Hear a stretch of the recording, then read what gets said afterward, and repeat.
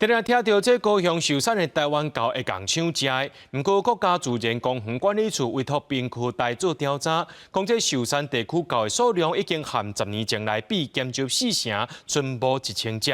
主管处表示，讲这代表禁止饲狗的政策有发挥效果，或者狗的数量逐年拢在减少。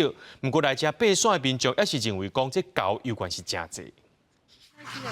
一大群台湾狗伫步道顶悬，喐来喐去，将镜头划过来这边看。这只狗唔知去倒规抢鞋啊来。高雄寿山的台湾狗这个唔惊人，已经唔是新闻啊。国家自然公园管理处委托兵科大调查，寿山地区的台湾狗数量，甲10年前比起来减少将近4成，目前剩较无1000只。咱实际问来爬山民众的感受，伊讲哪有可能？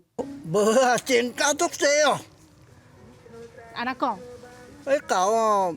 愈生愈侪啊，伊也无咧迄落接药啊。其实因的数量侪甲少，甲人的冲突是无啥物关系。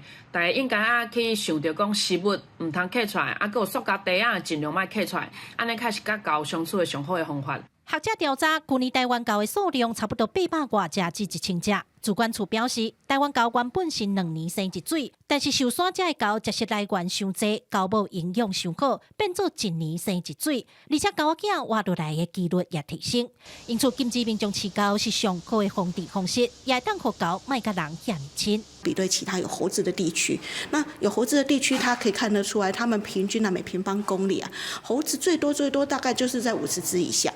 可是我们寿山不是哦，我们寿山从102年的大概有200，每1平方公里有200多只猴子，到现在为止是125只左右。主管处认为，伫咧禁止饲狗了后，狗的数量逐年拢有减少。不过发现这主要的高点也是较倚伫人济大路步道顶悬，才会常常发生狗抢物件的代志。主管处也呼吁民众唔通来寿山饲狗、饲流浪动物，安尼才会当保护因，也保护咱家己。记者柯家族邱朝阳高雄采访报道。